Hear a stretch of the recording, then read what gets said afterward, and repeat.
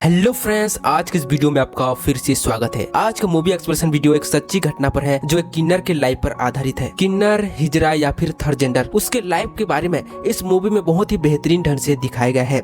उसके लाइफ में क्या क्या चैलेंजेस आते हैं, उसका दिन कैसे गुजरता है, ये लोग कहाँ से आते हैं, इन सभी के बारे में इस वेब सीरीज में काफी डिटेल से दिखाया गया है। और इस वेब सीरीज में एक ऐसा सीन जो आपको एक बार जरूर रुला देगी। तो चलिए बिना कोई देरी के इस मूवी एक्सप्लेनेशन वीडियो को शुरू करते हैं। मूवी की शुरुआत में हम देखते हैं गन्या को जो स्कूल पर है और मैडम पढ़ा रही है। तभी मैडम सभी को पूछती है कि आपको बड़े होकर क्या बनना है, तो सभी अलग अलग जवाब देते हैं। किसी को इंजीनियर बनना है, किसी को डॉक्टर बनना है, किसी को पायलट बनना है, किसी को नर्स। तभी गन्या खड़ा उठकर कहता है, मैं एक अच्छा माँ बनना चाहता हूँ, अपनी माँ की तरह। मैं उसको साड़ी, बिंदी, चूड़ी देकर बड़ा करना चाहता हूँ। ये सुनकर सभी लोग हंसने लग जाते हैं और मैम गन्या को डांटते हुए कहती है कि लड़के कभी बच्चा पैदा नहीं कर सकते, कभी माँ नहीं बन सकते, और क्लास से बाहर कर देती है। गन्या अपने बारे में अपने माँ से ही बताती है। माँ उसके फीलिंग्स को अच्छी तरह जानती है, लेकिन समाज के डर से वह किसी को नहीं बताती है। अब कहानी को प्रेजेंट टाइम में दिखाया गया है, जब गन्या गौरी बन चुकी है, जो अपने सोने की चूड़ियां बेच रही है अपने बच्चे को पालने के लिए। गौरी ने बहुत सारे बच्चों को रेस्क्यू किया है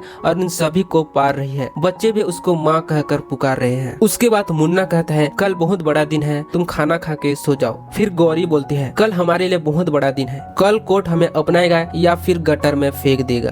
दूसरे दिन गौरी कोर्ट जा रही थी, उनकी सुनवाई है उस दिन। उसकी गाड़ी में पमेला भी है जो उसके स्टोरी को कवर करने के लिए आई है। पमेला गौरी के साथ कई टाइम बिताने के बाद अब उसको भी लगभग हिंदी बोलने आ गई है। फिर गौरी बताती है और मूवी फ्लैशबैक में जाती है, जहाँ गौरी पूजा के पेंडाल में लड़की बनकर नाच रही है। तभी उसका पापा आता है और उसे खींचकर घर ले जाता है। उसे इस गन्या का रूप उसे पसंद नहीं है। उसके पापा को उसके गन्या का रूप उसे पसंद नहीं है। वो गन्या को सिर्फ लड़का ही समझते हैं, लेकिन उसके अंदर जो फीलिंग्स, जो उसके अंदर जो चल रहा है, वो उसको नहीं समझते। फिर पापा उसे कहते हैं कि आज तक मैंने तुम्हें कभी भी नहीं डांटा, लेकिन तुम ऐसा क्यों कर रहे हो जो बाकी लोग तुम्हें हंस रहे हैं। आज से प्रॉमिस करो कि तुम ऐसा कभी भी नहीं करोगे। तभी गन्या स्कूल चला जाता है। फिर उस दिन जो माहौल भड़का हुआ था, फिर दूसरे दिन स्कूल आने के बाद पूरा शांत हो गया, क्योंकि उस दिन उसकी आई की देहांत हो गई। उसी के साथ इस दुनिया में सबसे प्यारा चीज थी, वो भी छोड़कर चले गई। फिर कहानी प्रेजेंट टाइम में आती है। फिर प्रेजेंट टाइम में गौरी कोर्ट पहुंच गई है और उसकी सब फोटो ले रहे हैं। तभी गौरी भारत माँ की मूर्ति के सामने खड़ी हुई है। तभी दो वकील आते हैं, उस पर स्याही फेंक कर चले जाते हैं। गौरी काफी रोती है और पुलिस स्टेशन चली जाती है।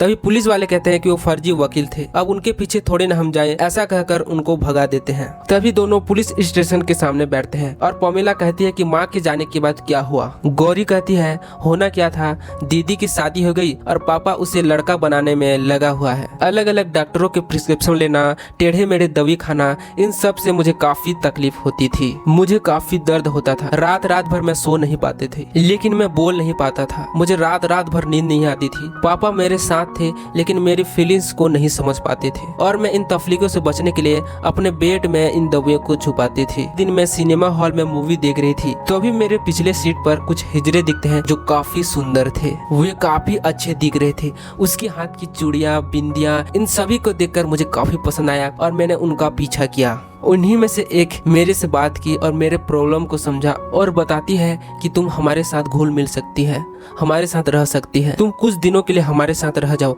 और तुम्हें अच्छा लगता है तो तुम हमारे तरह ही बन जाना। उसके बाद तो गौरी के चेहरे की मुस्कान ही खिल गई। वह उनके साथ घुल मिल रही थी, उनके साथ हर एक चीज पार्टिसिपेट कर रही थी। इधर दूसरे तरफ उसके पापा काफी खुश थे। वे दीदी को फोन करके बताती है कि मैंने गन्या के चेहरे पर बाल देखा है और धीरे धीरे ये प्रिस्क्रिप्शन काफी काम आ रहा है। फिर ऐसे एक दिन गौरी उस हिजड़े के साथ मार्केट गई थी। तभी वह दुकानदार से पैसे मांग रहा था, लेकिन दुकानदार उसके प्राइवेट पार्ट पर हाथ डालता है। उसके बाद वह दो ऑटो वाले से पैसे मांगता है। वो ऑटो वाले भी उसको प्राइवेट पार्ट पर हाथ डालते हैं और उसे काफी मारते हैं। उसके बाद हिजरा बोलता है कि बेटा तुम्हें इसे दिखाने के लिए आया था, इसे देखकर तुम्हें समझ में आता है कि हमारा कितना इज्जत है। कोई भी कभी भी हमारा हाथ लगा दे, जानवरों से भी हमारा कम औकात, और कहते हैं कि तुम अपना नॉर्मल जिंदगी में लौटकर चली जाओ। तभी पापा घर आते हैं और कुछ ढूंढ रहे थे कि गौरी के द्वारा छुपाए गए प्रिस्क्रिप्शन उसे मिल जाते हैं और गौरी के बैग चेक करने पर उसके बैग में काफी चूड़ियां, बिंदियां निकलती है। तभी गौरी पहुंचती है और उसके द्वारा टेबल पर रखी सभी सामान को देखती है। तभी पापा बोलते हैं कि बेटा ऐसा मैं कई दिनों तक नहीं रह सकती, तुम्हें सुधारने की बहुत कोशिश की पर मैं हार गया। मैं सुबह इसी उम्मीद से उठता था कि तुम बदल जाओगे, लेकिन तुम ऐसा के वैसा ही रहे। इस घर में हम दोनों का रहा तो किसी एक का मरना तय है, इससे अच्छा मैं ही मर जाता हूँ। ऐसा बोल के उसके पापा किचन में चले जाते हैं। गौरी को इन सभी के बारे में कुछ भी पता नहीं चल रहा था। गौरी को इन सभी के बारे में कुछ समझ ही नहीं आ रहा था। फिर गौरी उसके सामने पड़े पैसे को, 2 जोड़ी चप्पल, कपड़े और रेडियो को लेकर घर से निकल जाती है। ये सभी को उसके पापा देख रहे थे, लेकिन चाह कर भी उसको नहीं रोक पा रहे। और गौरी के जाने के बाद उसके पापा दरवाजे पकड़कर काफी रोने लगते हैं। फिर गौरी मुंबई पहुंच जाती है और लोगों से मदद मांगने लगती है। फिर गौरी एक किन्नर समूह में जाती है, लेकिन उसकी मदद करती है, लेकिन कैसे? उसे फ्रॉक पहनाकर रास्ते में भीख मंगवाते हैं। उस छोटी बच्ची के साथ इतना कुछ हो रहा था, इसे देखकर वह काफी डर जाती है। फिर से वह घर आता है। घर आने पर उसकी दीदी रोक देती है, अगर तुम यहाँ रुकी तो पापा को खो देना पड़ेगा। तुम ऐसा नहीं चाहती ना, तुम्हारी मदद मैं टाइम पे टाइम करती रहूंगी, तुम सिर्फ घर छोड़ दे। उस दिन लास्ट दिन था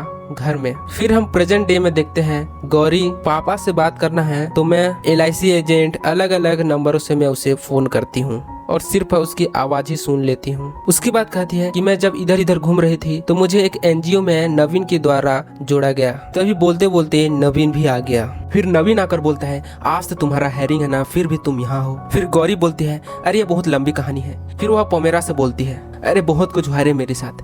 मैंने एक सेठ के घर गया काम मांगने के लिए। सेठ मुझे बेटी बेटी बुलाती है और रात में मेरे साथ ही सोना चाहता था। फिर वहां से मैं जैसे तैसे करके भाग निकली। उसके बाद मैंने एक रेस्टोरेंट गया, लेकिन रेस्टोरेंट वालों को मेन वर्कर चाह रहा था, इसलिए मैंने अपने चेहरे पर मूछें लगा ली और वहाँ काम कर दिया।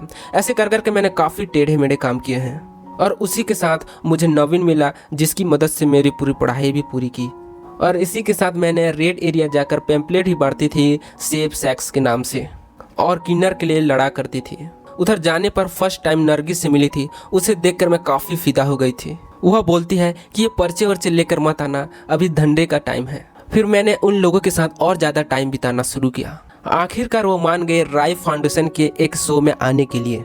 कॉन्फ्रेंस का यही उद्देश्य था, थर्ड जेंडर और अदर कम्युनिटी के बीच के भेदभाव को खत्म किया जाए। और इसलिए हम काफी ज्यादा सोशल एक्टिविटी पार्ट्स भी किए थे और ह्यूमन राइट्स वालों को भी बुलाया था। फिर नवीन मुझे बुलाता है स्टेज में और इन लोगों को एक साथ लाने के लिए बधाई भी देता है। फिर नरगिस और उस एक्टिविस्ट औरत को बुलाते हैं एक साथ स्टेज शेयर करने के लिए। फिर वह औरत बोलती है, मैं इनके साथ स्टेज शेयर करूंगी, लेकिन इसने बाहर मेरे कपड़े पर ही थूक दिया। इस पर नरगिस बोलती है, तुम लोगों ने आज तक हमारे मुंह पर थूका नहीं है, तुम लोगों की वजह से हम पर थूकते हैं। तुमको इतने ज्यादा ही जल्दी है तो तुम्हारे पति को मेरे साथ ही शादी करवा दे, मैं भी तेरी जैसी अच्छी औरत बन जाऊंगी। उन लोगों को रोकने के लिए जब गौरी जाती है तो नरगिस उसे पकड़ लेती है। मेरी खोली के आसपास दिखना भी नहीं। अगर हमारे लिए इतना चिंता ही है तो तुम जो बाहर से हो वो अंदर से भी बन के दिखाओ, फिर तुम अपनी कमेटी में आना। नवीन फिर गौरी को बोलता है, तुम्हारे मन और बॉडी से तुम्हें एक ही होना है, तभी ये लोग तुम्हारी बात को सीरियसली लेंगे। उस समय गौरी के लाइफ का सबसे बड़ा डिसीजन था अपना सेक्स चेंज करना। फिर वह अपना सेक्स चेंज करवाने के लिए हॉस्पिटल जाती है, लेकिन उससे पहले उसे घर वालों की इजाजत होती है, इसलिए वो अपनी दीदी के पास फोन करता है। फिर आखिरकार वह अपना सेक्स चेंज करवा लेती है। इधर उसके पापा को खबर पड़ता है कि गौरी सेक्स करवा रही है, तो उधर उसके पापा जीते जी गौरी का श्राद्ध कर रहे थे। यह सीन काफी ज्यादा इमोशनल है, आपको एक बार जरूर रुला देगी ये सीन। फिर हम देखते हैं गौरी अपने मन और तन से पूरी तरह बदल चुकी है। फिर एक दिन देखते हैं गौरी और उसके बिरादरी के कुछ लोग पुलिस स्टेशन आते हैं और देखते हैं कि एक हिजड़े को नीचे बैठे हुए, हाथ पैर बंधे हुए थे, जिसको पुलिस वालों ने बहुत ज्यादा मारा हुआ था। तभी हाल चाल पूछ रहे थे, तभी पुलिस वाला आता है, चलो ये सब धंधा खोलकर बैठी हुई है, इस पर इतना सारा केस बनाऊंगा ना, जेल पर सड़ता ही रहेगा। इस पर गौरी बोलती है, साहब इसे छोड़ दीजिए ना, ये कितना पैसा कमा ली है, आपने तो इसे बहुत ज्यादा मारा हुआ है। गौरी का इतने ज्यादा रिक्वेस्ट करने के बाद भी इंस्पेक्टर इस पर काफी ज्यादा रोष दिखा रहा था और बोल रहा था, तेरे को भी अंदर कर लूंगा। तभी गौरी बोलती है, तू हाथ लगा के दिखा, तेरे कांस्टेबल से लेकर तेरे ऊपर बाप तक ही मेरा पहुंच है, और मंत्री को जानता है ना, उसके साथ भी हमारा पहुंच है। इसे सुनकर पुलिस वाला इस पर हाथ जोड़ता है और माफी मांगता है और उस हिजड़े को इसके साथ छोड़ देती है। फिर वो हिजड़ा बोलती है कि उनके गुरु ने उनको निकाल दिया, गुरु यानी उसका देखभाल करने वाला। 3 दिन से मैंने पानी पीकर रखा है और ट्रक ड्राइवर ने मुझे 50 रुपए दे, उसके साथ मुझे सोना पड़ा। और तभी पुलिस वालों ने रेड मार ली और मुझे यहाँ आकर बंद कर दिया। अगर माँ सही टाइम पर तुम नहीं आती तो मुझे क्या होता पता नहीं। तभी गौरी बोलती है तुम्हें चिंता करने की जरूरत नहीं है, हम तुम्हारे साथ हैं और तुमने मेरे को माँ बोला, आज से तुम मेरा बच्चा हो। उसके बाद नरगिस और गौरी एक साथ बैठे हुए थे। तभी नरगिस बोलती है मुझे टाइम पर बेड और पान दोनों चाहिए, लेकिन तुमने अपने दोस्त को नीचे बिठाया है। हाँ, अगर मैंने बहुत से बड़ा विला खरीद लिया ना और तुम्हें बहुत बड़ा रूम और बिस्तर भी दे दूंगी। तभी मुन्ना आकर बोलता है कि बाजू की खोली में एक औरत आई है जो एक बच्चा छोड़कर चली गई है और कर्जदार वाले लोग उसकी बेटी के भाव लगा रहे हैं। तभी गौरी और उसके लोग उसके सामने चले जाते हैं। तभी गौरी जाकर वहाँ बोलती है इसकी माँ ने तुम्हारी से ज्यादा मेरे से कर्जा लिया है, इसलिए इसका पहला हक मेरा बनता है। और बोलती है हाथ लगाने का तो सोचना भी मत, मेरे साथ बाहर इतने लोग खड़े हैं, न तो तुम धंधे करने के लायक रहेगी न तुम दलाली करने का। फिर वो लोग काफी डर जाते हैं। फिर गौरी उस बच्चे को लेकर घर आ जाती है। घर आने पर वह लड़की गौरी को माँ कहकर बुलाती है। गौरी उसका काफी देखभाल भी करती है। उसके बाद गौरी को प्राइवेट स्कूल में एज अ टीचर का जॉब भी मिला था, जहाँ पर प्रिंसिपल उसको बोलती है तुम्हारे जैसे ट्रांसजेंडर अभी तक मैंने कभी नहीं देखा। मैम आज सच्ची सच्ची बताइए, इससे पहले ट्रांसजेंडर कितने जॉब के लिए आई थी? और हम सबकी तरह उस मैम के पास भी जवाब नहीं था। उसके बाद गौरी उन बच्चों को पढ़ाने लगी। तभी न्यूज वाले उसके पास आते हैं और उसके बारे में लिखने लगते हैं। उसके बाद देश से बाहर से गौरी के पास एक लेटर आता है जिस पर गौरी को एज अ गेस्ट कीपर बुलाना चाहते हैं। फिर क्या गौरी विदेश चली जाती है और अपना ओपिनियन और थर्ड जेंडर के बारे में बताती है और वापस लौट आती है। तभी गौरी एयरपोर्ट पर आती है। तभी उसके कम्युनिटी के कई लोग उसको स्वागत के लिए खड़े हुए हैं। तभी एक ट्रांसजेंडर बोलते हैं मुझे गौरी अम्मा से मिला दो, मैं उसे बहुत दिनों से फॉलो करती हूँ, मैं उसकी हर बात को मानूंगी और उसके साथ हमेशा रहूंगी।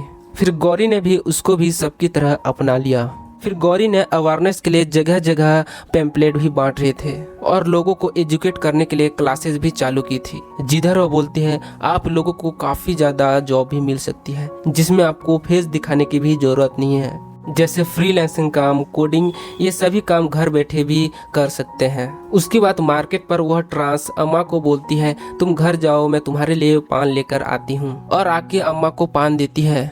तभी नरगिस आती है और बोलती है ये पान मैं खा लूं, और उसे काफी मारने लगते हैं कि पान ने तुम्हें क्या क्या मिलाया है। तभी वो ट्रांस बोलती है कि पान में मुझे जहर मिलाने के लिए बोला गया था, मेरे ही गुरु ने।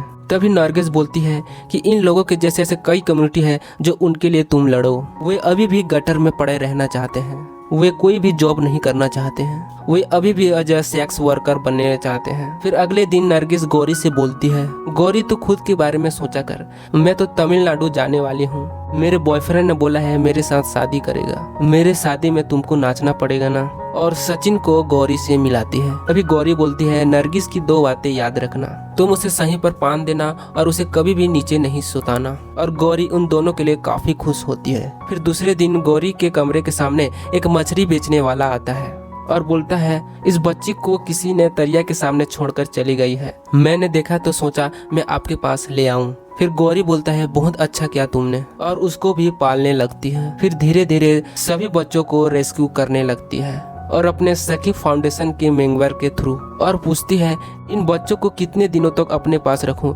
इनको खिलाने पिलाने के लिए भी मुझे काफी पैसों की जरूरत होती है। फिर वो लोग कोर्ट पहुंचते हैं वकील से बात करने के लिए। उसके बाद वकील बोलता है कि आपको इस देश में कोई भी सुविधा नहीं मिल सकता, इस देश में आपको नागरिक नहीं माना जाता, न आपका राशन कार्ड, आधार कार्ड, न ड्राइविंग लाइसेंस है, और यहाँ तक कि आपका वोटर कार्ड भी नहीं बन सकता। फिर गौरी बोलते हैं हम लोगों को इस देश में एग्जिट करना है तो क्या करना होगा ये बोलो। तभी लॉयर बोलता है आप लोगों को सुप्रीम कोर्ट में पिटीशन देना होगा, तभी कुछ हो सकता है। अगर सुप्रीम कोर्ट तुम लोगों को मान्यता दे दी थर्ड जेंडर की तो कोई भी इस बात को टाल नहीं सकता, जिसके कारण आप लोगों को जॉब भी मिलेगा और सरकार की सारी सुविधाओं भी मिलेगा। फिर क्या था, लॉयर सुप्रीम कोर्ट में अर्जी देता है और बोलता है जज साहब अभी मौका है इन लोगों को सही राह दिखाने का, इन लोगों को भी नागरिकता मिलने का अधिकार है, ये भी भारत के ही है, आज भी हम लोग इनके सामने खड़े नहीं रहे तो ये लोग तो अपराध की दुनिया में जाएंगे ही, इसलिए मुझे यही दरख्वास्त है इन लोगों को नागरिकता दिया जाए। तभी गौरी प्रेस कॉन्फ्रेंस में इंटरव्यू दे रही थी, तभी उसको एक कॉल आता है और मुन्ना बताता है कि नरगिस ने आत्महत्या कर ली, उसका बॉयफ्रेंड सचिन उसे छोड़कर भाग गया। तभी गौरी के पैर से मानो जमीन उखड़ गया हो। तभी गौरी हॉस्पिटल पहुंचती है। तभी गौरी देखती है कि नरगिस के बॉडी को गटर के सामने रखा गया है। उसे नीचे सोना पसंद नहीं थी। तभी 2 कंपाउंडर आते हैं और बोलते हैं कोई हाथ लगाना नहीं चाहता था, लेकिन हमने उसको पकड़कर यहाँ लाया। अगर आप कुछ बख्शिश देना चाहते हो तो दे सकते हो। तभी गौरी बोलती है बख्शिश तो तुम लोगों को जरूर दूंगी, लेकिन ये बताओ इसके बॉडी को नीचे किसने रखा। फिर तभी उन लोगों के बीच बहसबाजी चालू हो जाता है। तभी एक डॉक्टर आता है और बोलता है कि तुम लोगों के लिए कोई स्पेसिफिक जगह ही नहीं है, और बोलता है कि यह हॉस्पिटल है, इधर चिल्लाना मना है, यह बॉडी है, इसे उठाकर निकल जाओ। तभी गौरी बोलती है कि यह बॉडी तो यहाँ से हटेगा नहीं, तुम अपने टीम को बुला, अपने स्टाफ को बुला और सभी को माफी मांगा, तभी हम ये बॉडी को हटाएंगे। तभी डॉक्टर डीन को फोन करता है। तभी डीन बोलता है कि इन लोगों को छूना भी नहीं, जब इसकी बॉडी सड़ने लगेगी तो म्युनिसिपैलिटी की गाड़ी इसको पकड़ कर ले जाएंगे। अभी हम देखते हैं गौरी और उसके कम्युनिटी के लोग हॉस्पिटल के सामने बैठे हुए हैं। तभी बारिश आ जाती है, लेकिन गौरी अभी भी हॉस्पिटल के सामने बैठी हुई है। उसके बाद अगले दिन डीन आता है। तभी गौरी बोलती है कि जब तक कि तुम लोग माफी नहीं मांगते हम लोग इधर से नहीं जाएंगे और न तुमको अंदर जाने देंगे। तभी डीन बोलता है कि हम लोग अंदर जाकर बात करें, लेकिन अंदर जाकर भी गौरी की कोई भी बात नहीं सुन रहा था। लेकिन गौरी अम्मा को काम निकालना आता है। गौरी लाचार लोगों के लिए तो माँ है, लेकिन इन लोगों के लिए तो एक चांडाल है। फिर आखिरकार डीन इनको माफी मांगता है। फिर गौरी नरगिस के बॉडी को लेकर चले जाता है और आखिरी विदाई देता है। फिर हिस्टोरी का वह दिन जब सुप्रीम कोर्ट इन लोगों को नागरिकता देगी या फिर नहीं, और आखिरकार सुप्रीम कोर्ट यह कहता है और इन लोगों को नागरिकता का अधिकार दिया जाए और आज से थर्ड जेंडर भी सिविलियन के लिए एलिजिबल होंगे। तभी गौरी जाकर अपने ऊपर फेंके स्याही को धोती है और इंटरव्यू में बोलती है गनिया से गौरी तक बनने का सफर आसान नहीं था, इसके लिए भगवान ने भी मेरा काफी साथ दिया